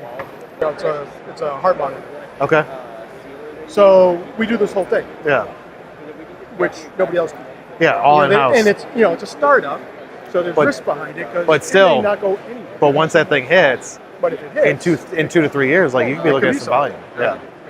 I've been in industrial for 23 years. Was an engineer for 5. Did sales and injection molding for 10. Started this agency 8 years ago because at the time, back in 2015, there was no industrial marketing agencies that could come in and say, I know what you sell, I know who you sell it to, I know how to market it. So I worked at 3 molders, grew them all 200% in 2 years. do you have a magazine or what do you have? A magazine? Well, how do you do it? We do it through web, SEO, PPC. We do videos. We write articles. We do websites. So some of our clients are WD-40, people like that have products. So you get like the PG. And then some of our clients are. How do we talk to you? The higher the PG ratio. So what we do is set up a discovery call. I understand who you guys trying to sell to. What are you can't be good currently for that doing? guy. We put together a strategy for you on what works because you're selling to people that we sell to and also try and get as clients. Right, and you sell to businesses in the med device space. So we market to them for ourselves and we market for them for their clients. I told you at the So we know them inside. Where are you guys based out of? Nevada? Yeah, Reno, Nevada. Okay, so we're in Austin, Texas. I did sales for 12, and then I started the agency 8 years ago. 22 employees, 3 engineers that write all of our clients' articles for us. We create 1,200 videos a year for our clients, 600 articles a year, all out of everybody in-house out of Austin. So where have you been? What's that? Where have you been? I haven't done a good enough job marketing because I don't run into people like you. Let's go for it. Oh, some chopsticks. Oh. Keep going, keep going. Oh, there's more? Oh, some silverware? Oh Look man, at that. to go silver. to go so That much. is Chopsticks, cool. I love that. That's awesome. Is this a promotional item, or are you going to tell me that you also sell this too? We don't sell that. That's promo. Okay. But we do sell that, but not that one. See, I own another company. Of course you do. Of course. Are you just doing this all by yourself? We have a company that has products for older people. You know what our number 1 item is? Bedpans. Diapers. Diapers? Yeah. That's cool. We I have- look forward to. I don't even tell you about our chocolate company. Oh, you have a chocolate company? Come on. All right. Have a good one, Keith. Thank you. Bye, Keith.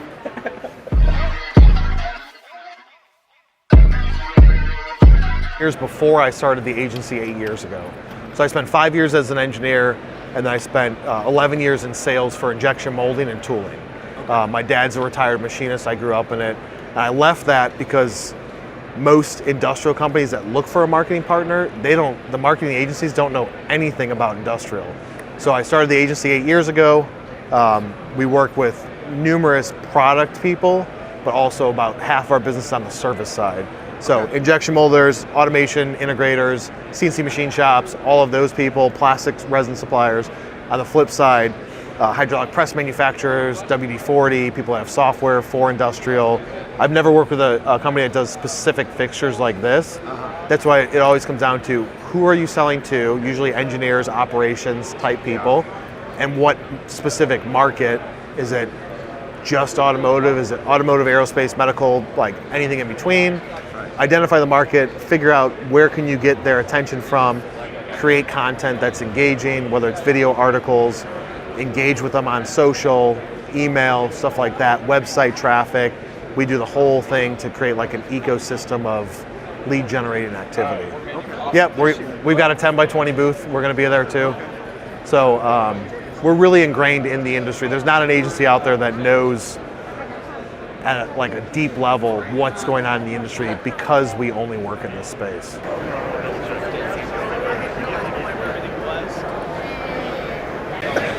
Where are you guys out of? Local. Okay. Like a half an hour. I know your name. I think maybe you're on my LinkedIn or Facebook or something. You've probably seen videos? You might have seen videos. I might I recognize this guy. I don't know. He just started a month ago. What the hell? But honestly, I never go on LinkedIn. You should. I'm not involved with it. And you should just like my stuff. See, like that. Thank you. I appreciate the All of like. these guys right here. Right here. That was just shot today. I've been liking your stuff from way back. Yeah. So. I mean, we represent manufacturing and industrial companies. That's all we do. But we are the sales and marketing team. What's your bowl of goodies right here? Yeah, what is that? Well, here, try one. They're mint flavored. Oh, those are little silicone These are things. optical components. They're made out of silicone. Okay. And they mount directly onto a printed circuit board with a metal clip, and they don't melt. Okay. So you can do pick and place.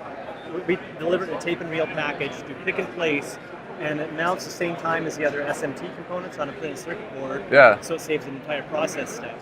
Oh, wow. And with the Michigan group here, the Michigan Economic Development Corporation, but I didn't get a trade show booth, so I had to figure out how to wander around and. And Hey, that's what we're doing. We have a couple of our clients that are here. That those are our home base, but we're just doing the same thing. We're expoing. What about you guys? You guys just do like the glass blowing, or? Custom glass blowing. Models that are anatomically correct on the device ID.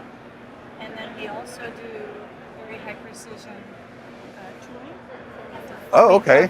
Forming catheter tips. Oh, okay. Oh, that's for cool. Step loading, that sort of thing. It's all very precision.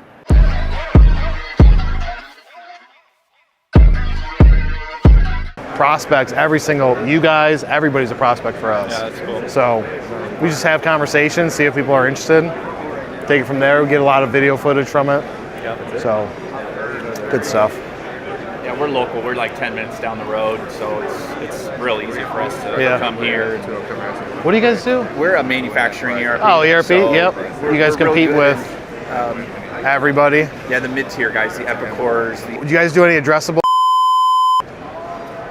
Don't know enough. Okay, so if you want to know some secret shit, talk to us. What we're doing for clients is we can put. You get his card? Yeah. So he'll set up. You got his card? I can connect you guys with the right people Okay. in marketing.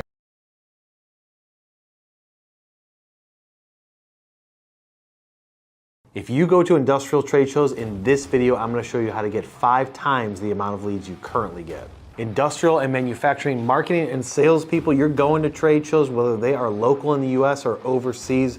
We've got numerous clients going to them, but I'm going to break down some tactics to help you increase those leads by 5x.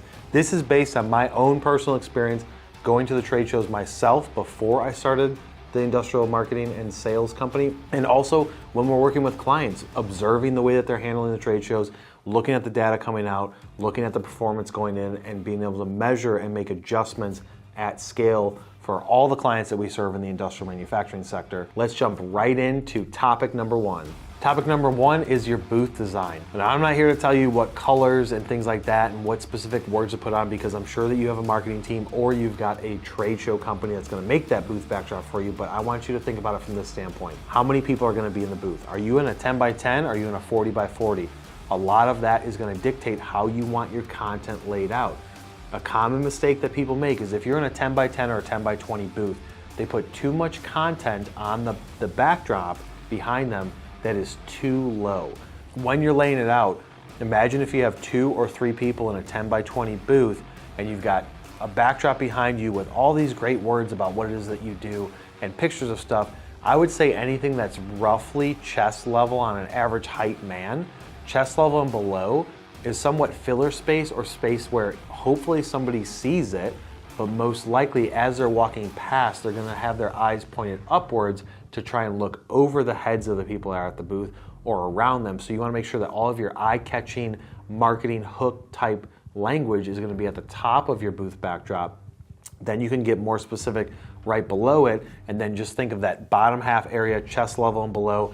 That area, you can put content in there. I'm not saying leave it blank, but typically what we try and do is make that very graphically appealing, or we put content that's in there that's less relevant, less eye-catching. So you can put some capabilities down there that you don't really push on, or some value proposition for your product that you don't really push on. But too often people just say, oh, I've got floor to ceiling, I've got 8 feet in height, fill it up, and not realize that, well, when you're walking past, it's like, oh, I can't even see that stuff below that person's chest, and then they're just gonna keep on walking. Now, if you're lucky and you're having a conversation with somebody, or if somebody does stop and you're busy talking with somebody else, and they're kind of looking around your booth, they may look up and down if they can see it in your entire booth backdrop, but don't bank on that fact. You have to look at it. They're walking past, what am I gonna do to catch their eye? Everybody does the whole looking up to see who is this company that I'm walking up to. Do I wanna stop there and talk to these guys or girls? But they're only looking chest level and above. Topic number 2 is pre-show marketing. What are you guys doing before the show even happens? I'm not talking weeks before the show, I'm talking months. I'm talking 3 months, 6 months. What are you doing before the show? You guys typically will do something like, here's a graphic. Hey, if you're going to the show, visit me at this booth. Here's a quick hack. Make a landing page on your website for that show specifically. Then try and drive traffic to your site, to that show page where you can have your graphic, your booth number, your banner, and whatnot. But you want that page to rank for that trade show. Now, this is a tactic that I've been using since 2016, specifically for clients. And the goal of it is to try and outrank other people for that trade show. Now, here's the reason why, is if somebody Google searches that trade show, let's say it's MD&M Minneapolis or IMTS Chicago or PAC Expo or something like that, they're most likely gonna get the actual show as the organic first result. There's probably not gonna be people running ads against it, but if you can show up as number 2, you're optimizing and increasing your brand awareness around that show. On that landing page, having a video, maybe it's your company overview video, maybe it's one specific product or family of products or industry you're trying to focus on, having that on that page, super simple page, built within your website with some call to actions to say register for the event, maybe fill out a form or something where you're trying to say, here's like subscribe to our blog or here's an article, click on this, but you're trying to drive traffic to that page. So that way when you post on social, hey, check it out below, register here, free registration, whatever it is, you're at least getting traffic to your site, and then maybe you have a chat pop up that can say, hey, are you guys interested in X, Y, and Z service? It's a way to bring them into your ecosystem and then be able to market to them. You also can track them from a cookie standpoint with Google retargeting. You can also set up the LinkedIn pixel and say, anybody that goes to my website, I want to retarget them on LinkedIn. So the possibilities are endless.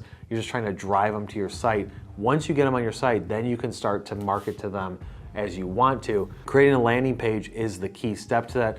Ideally, try and optimize for the trade show to get your organic rankings up. We've done it for many years. It typically always works. Maybe it's because we're just the best at SEO. I don't know, but it works. Maybe it's because people are just sleeping on it and not doing it the right way. But first step is you got to look at it from pre-show marketing. Create videos, create short articles, graphics, things like that. Push it on social, send it through email marketing.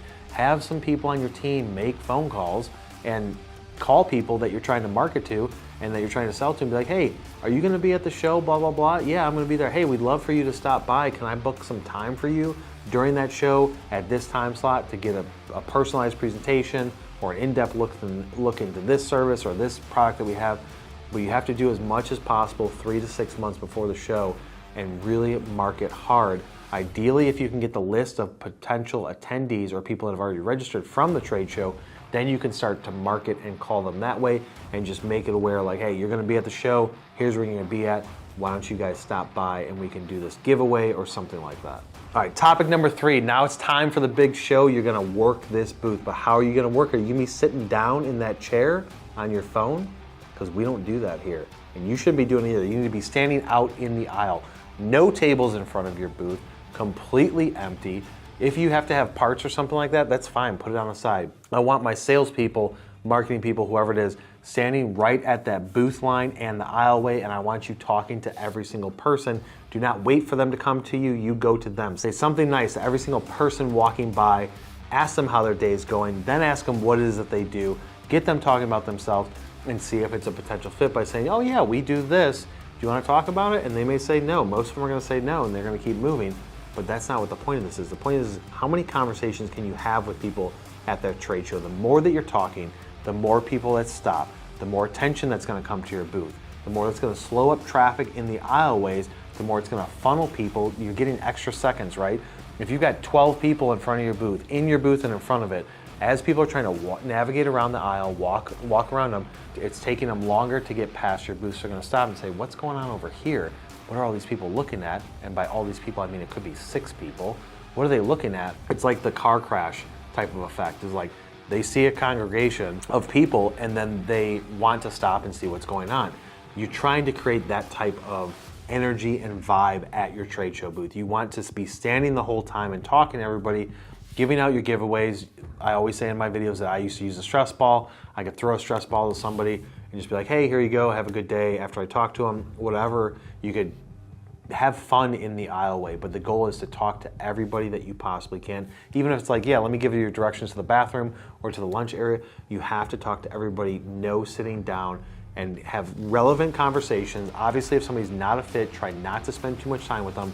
As long as you have enough people there to cover you, it's okay if you spend 2, 3, 5 minutes talking to somebody, because you never know what could happen. Again, that's a body at your booth that's drawing attention to you, and it's going to get more people to look over and say, what's going on with this? Topic number 4 is going to be the follow-up. That's where the money's made. You've had those conversations with people. They're like, yeah, send me some information. Yeah, I want to have a conversation. But they said that to a lot of people, and then they might ghost you.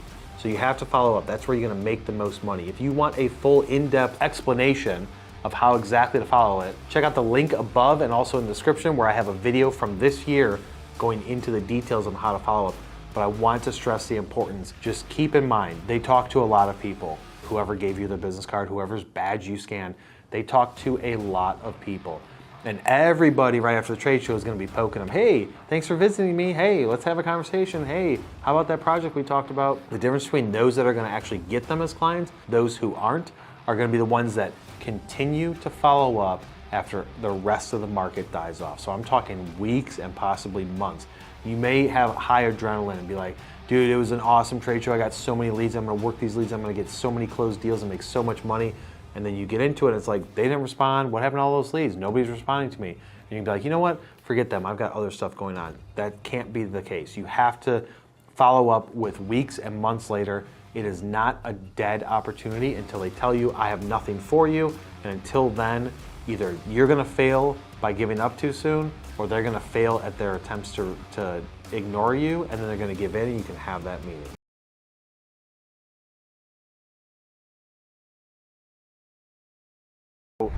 So at Vernay, she's saying that everybody's from Vernay is going to be there at 9:30. At 9:30? Yeah. Oh yeah, whoa, look, they can never keep me down, I'm going, and if I ever fail, just know I'll go again. I never quit, cause I know that every loss may lead to another win. I'm going up.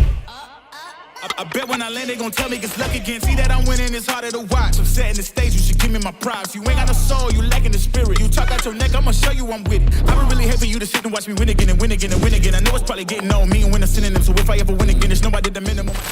Kyle, why is it every time we're gone, Ann goes and gets them all Starbucks? No way. Yes, you just put it in the thing. I mean, we also just spent $96 at breakfast.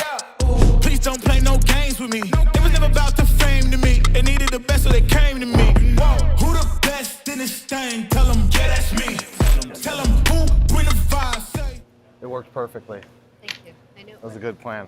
Who make the party feel alive? Tell them, yeah, that's me. My girl so proud of your boy when they ask, is that your man? Yeah, that's me. And if I'm taking a shot, I don't miss. Who knew I would be at the top like this? And no one made my goals for me. But I'm exactly where I'm supposed to be. Cause it's the path that God chose for me. So even if some doors close for me, I still won't let y'all close to me. So please step back where you're supposed to be. Put the game all on hold for me. And sit back, watch me. We don't have a YouTube. I do. I've seen your video. Have you? You're like, are you scolding inside sales engineers because they're not good enough? Sometimes. I watched your video. Sometimes. I'm a sales engineer. Are you? Yeah. That's awesome. Yeah, we're here shooting more video content. It's in my jeans, I'm better than them, and I know my flow too sick, I got the medicine. I'm way at the top, who could take my place? I went too hard, can't feel my face. Who the best in this thing? Tell them, yeah, that's me. Tell them who bring the fire, say, yeah, that's me. Who make it flip, Good show, make guys. it bang, Have a great one. ooh, yeah, that's me. Who make the party feel alive? Tell them, yeah, that's me. Whoa. Yeah, ooh, yeah, that's me. Who that chillin' at the top? Tell them, yeah, that's me. Yeah, yeah. Tell them, yeah, that's me. Yeah, I'm chillin' at the top. Ooh, yeah, that's me. Holy shit. All right, let's see. Ow. Let's see Paul Allen's card. Oh, New business cards. Look at that. Be legendary. Impressive. Very nice. 125 is over here. Wow. Like, you go that way and test Kyle just But the went. show, He's show's around, good. He's around Only the talked to a corner, few I think, people. over Haven't here. had much time.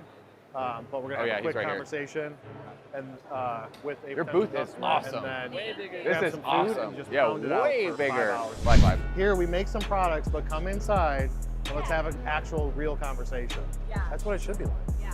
You were the biggest and best booth over here that I can see, so I don't see anybody that's going to be like attracting more attention. Amongst all of the white, you guys stand out. Well, What's the big focus for Tessie in 2024? Building relationships. We're all going in. We'll all go in together. No. Don't let him die in there, man. And then you sit on his lap. No. I'm ready. So we're breaking into the factory here. Something's going on. You get past the alarm system, you got this bad boy right there waiting for you. Right in his face.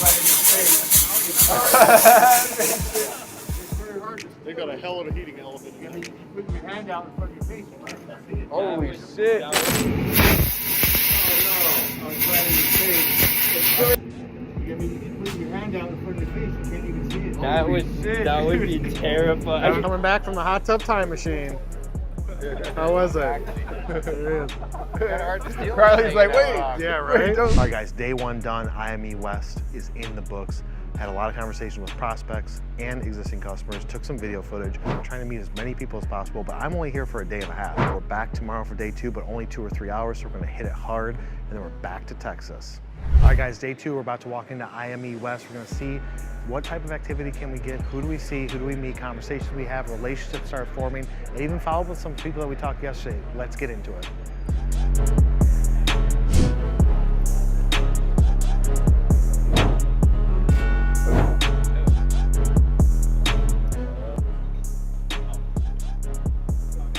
Good, how you doing? You guys gonna run this thing today? Thank you. I appreciate the like. All of these guys right here. Right here. That was just shot today. I've been liking your stuff from way back. Yeah. So.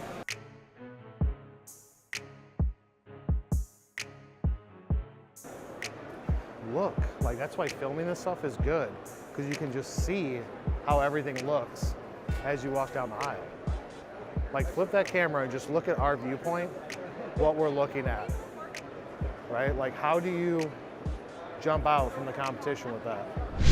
I know it's a general question, but what are like the big, you guys creating video content? That way. Be careful though with like Zoom info buyer intent shit, and people like that, it does not work. It's not like really. It just, because they sell it as, I know somebody at CISPRO was looking for the search phrase, so I can tell you to go after them, and I'll be like, one of 300 people, you're gonna tell me who it was? You can't tell me that. So this trade show, on Monday morning and over the weekend, we to get all of the exhibitors who come in, so we don't have to purchase, like we can't buy a list. Some super hush-hush stuff that we've been doing for 5 months now, and what's great is that when you upload the list and you have a company, so the 2,300 machinery companies we're going after, I can pull up a report and it tells me which company has clicked and how many impressions people from that company have seen, how many people have clicked, and then I track it through HubSpot. 90-day trial, if you just say, hey, $500, $1,000 a month for 90 days, we can set it up for you just to see, and you can see who's, because if it's brand, you gotta get them when they're not looking, right? All right, guys, that finishes up IME West for us. day and a half in the show, actually a day and 2 hours. We got enough done, had some good conversation with customers, filmed a lot of footage, had a lot of leads from it, shot some more content. We will see you on the next one. If you haven't already, subscribe to the YouTube channel, turn on notifications. Let's go.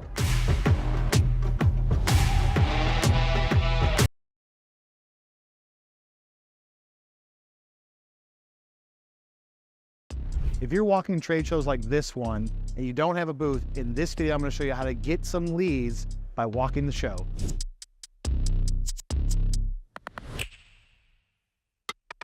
What's up guys, it's 2024. I'm at a trade show right now in Anaheim.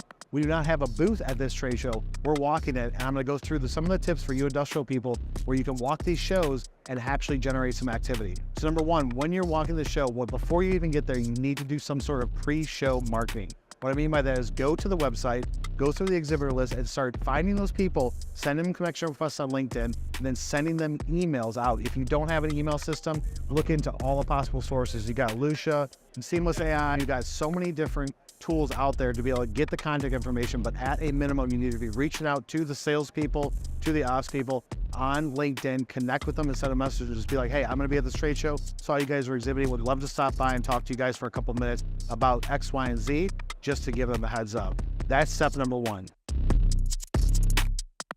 Step number two, when you're walking the show, you need to plan enough time. What I like to do is start like this side of the show right now.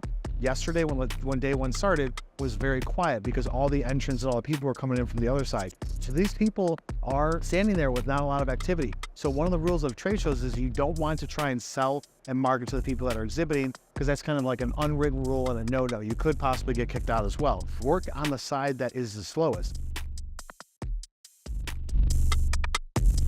Start in the back, walk straight through the back and start having conversations with those people, work your way up. But you need to have enough time and need to plan accordingly so that way you can hit the entire trade show as much as possible. Just like this one, where this one has over 700 exhibitors. In one day, I'm not gonna be able to hit everybody. I'm gonna be able to have actual conversations with a handful of people, a handful of aisles, but walking up and down, looking at people and having those conversations, but you gotta have a plan in place. Step number three, when you're walking up to them, do not go up to them and say, hey, look, I'm looking to sell and market, or I'm looking to sell you this product, this solution, this service, whether it's industrial products, industrial services. If you're trying to get attention from them, have a conversation, but ask them questions about themselves so that way you seem interested in what it is that they do. And you should be interested. We're selling marketing services to all of these exhibitors. I'm not gonna walk up to them and be like, hey, who does your marketing? Who does your sales? How are sales going for you? I'm gonna walk up, have a conversation, ask them about where are they from, what is it that you guys do, how's it looking at 2024, what are you guys excited about? Then they'll say, hey, what is it that you guys do? I can answer that question. You kind of have to read the room. When you're walking up to a booth, if there's 12 people at a booth, 6 people at a booth, and they're busy, you do not want to go and walk up to those people and try and grab information or have a conversation with them, because they're just going to be like, dude, I'm busy, stop taking time away, and they're just going to be pissed off. So you have to be strategic about who you go up to, and it has to be based on the business and activity. So when lunchtime rolls around, a lot of people are leaving to go do lunch, you can go and have conversations with areas that are less busy. So the plan may work where you start in the back and work your way up, but once you get into day two, it's like, where do I go? You need to walk around and just walk up and down all the aisles and have those conversations with people that are standing there. Don't take up too much of their time. Grab some information, maybe hand them your business card, and then be on with your day. Step number 4, it's the follow-up after the show.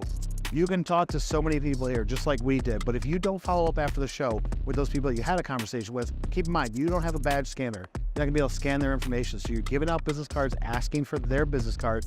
You have to follow up as soon as possible to at least initially connect with them.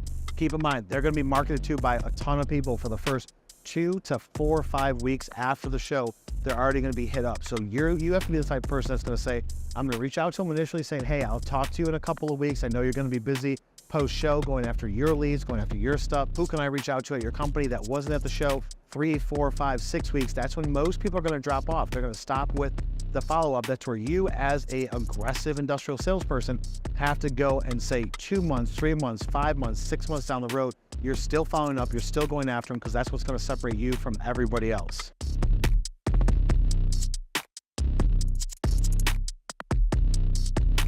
Step number 5, planning the next show that you're going to. So you may look at it at the beginning of the year, throughout the year, whenever you're watching this, say what shows are coming up. Look into the next year. Don't just look 3, 4, 5 months out. Look into the next year.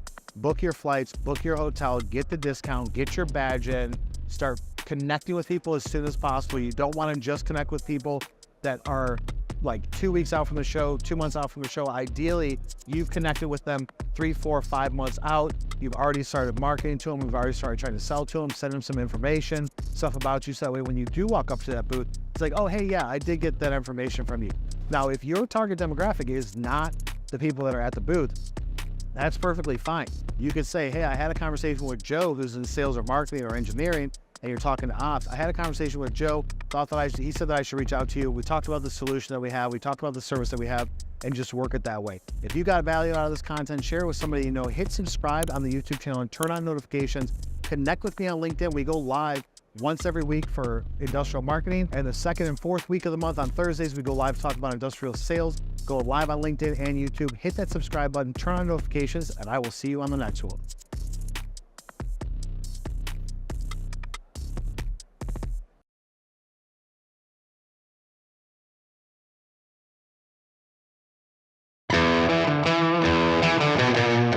What's up, guys? We're here at day 1 of MPE, about to leave the house. We had to get a house because we got so many people. Now it's time to get to the show. There's gonna be what, like 50, 60,000 people at the show. We're here for 5 days. Let's get into it.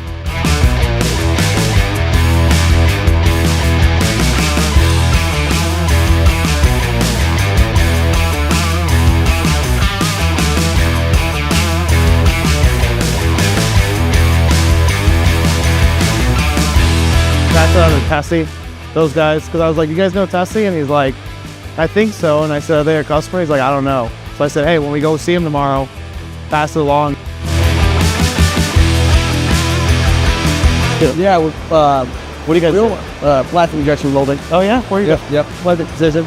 I just said Corey. Yeah. Corey call Nikki. Yes. It's been so long. Yeah, it's been a long time. What is it, like been 2016, 17? Oh, yeah, it's been a long time. How's it going?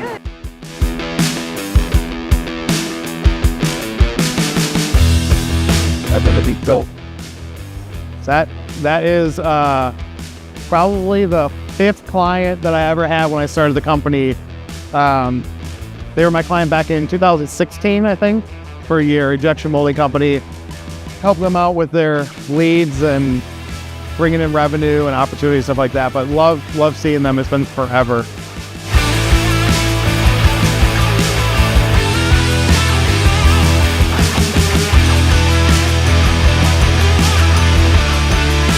All right, guys, so we're pretty much wrapping up day 1. We made it to the end of the wall, right, Alex? We made it to the end of the wall. Overall, good show so far. Big machines in the West Hall. Yeah, big players here. Big machines, probably have 5, 6 good conversations with people. Yeah. We're ready to get out of here and go and do some more sales work to finish out the day. We'll see you guys tomorrow.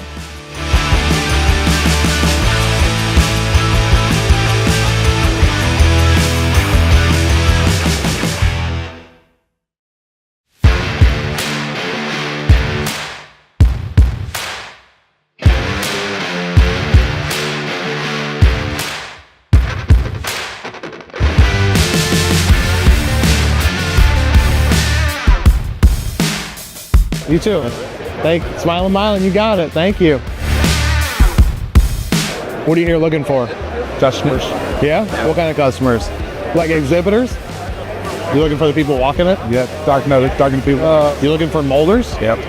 What do you guys sell? I build plastic injection molds. All right, man. It's great. Good seeing you. Hey, it was great seeing you. All right, guys, day 2. We're in the South Hall of MPE 2024. Ran into a bunch of old friends, people that I've known for 10, 15 years. That's the thing about this manufacturing industry is that while it's like massive industry, it's also so small. People even changing companies, changing verticals that they're going into, going from plastics to molding to tooling, etc. I ran into probably like 10 people I know, some people I haven't talked to in 10, 15 years, and they're here at the show, and it's like nothing ever changed.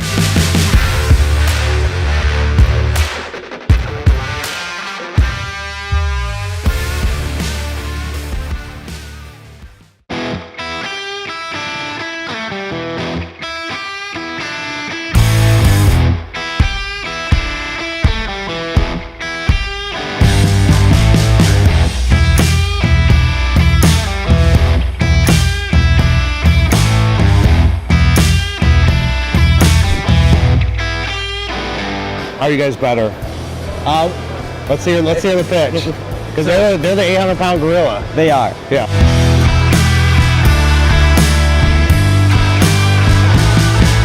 I'm sure that there's companies out there like we just do with big stuff, whereas you guys do with more like the in between, right? So obviously there's companies that could do larger scale. They'll say that they can do larger. Yeah. Whether or not they can, right? Yeah.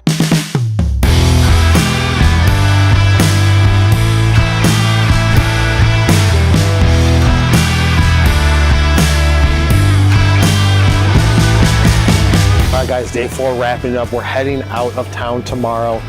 It was a great show. 4 days of walking around, 2 different halls, multiple laughs, multiple meetings, conversations. It is exhausting. You guys know if you guys have done this before. A lot of people come into these shows and they just say 1 or 2 days. We walked the whole show, both halls, at least 8 to 15 times. So we're heading back to the house now, start wrapping up the trip.